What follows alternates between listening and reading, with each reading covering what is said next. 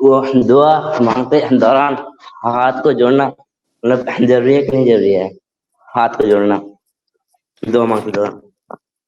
ٹھیک ہے، جی واضح کیا سوال. کہا انہوں نے؟ جی شیخ دعا مانگتے وقت ہاتھ کو جوڑنا یہ ضروری ہے کیا پوچھ رہے ہیں وہ؟ یعنی ہاتھ اٹھاتے ہیں ہاتھ نا دعا اٹھانا مانگنے. کہیے، ہاں ہاتھ اٹھانا کہیے، جوڑنا نہیں کہیے.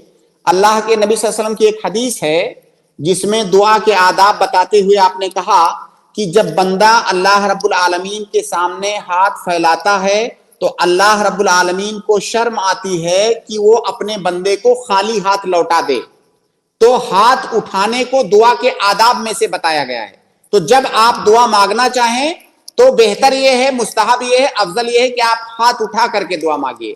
آپ نے کہا کہ ہاتھ کو جوڑیں گے یا پھیلا کے رکھیں گے. جو میں سمجھا ہوں آپ کے سوال سے، بہت سارے لوگوں دیکھنے میں یہ آتا ہے کہ جب وہ ہاتھ اٹھاتے ہیں، یہ میری تصویر دکھ رہی ہے آپ کو، ہاتھ یوں پھیلاتے ہیں، ایک ہاتھ دور ہے دوسرا ہاتھ اس سے دور، یعنی فاصلہ رکھتے ہیں. سولو کر دیتا ہے شیخ. ہاں تو ایسا بہت سارے لوگ ہاتھ اٹھاتے ہیں. یہ اس پر بہت سارے علماء نے نکیر کیا ہے کہ اللہ کے نبی صلی اللہ علیہ وسلم سے یہ ثابت نہیں ہے. ہاتھ کو اس طرح سے ملانا ثابت ہے کیونکہ آپ اللہ رب العالمین سے کچھ مانگ رہے ہیں اور کسی سے ایسے تھوڑی مانگا جاتا ہے، ایسے مانگا جاتا ہے. تو زیادہ قرین قیاس بات یہی ہے کہ ہاتھ میں دونوں ہاتھوں کو دعا میں ایک ساتھ ملا کر کے ہاتھ اٹھائیں، اور یہ طریقہ دعا کا نہیں ہے اس طرح سے جو دور دور ہاتھ کیے رہتے ہیں.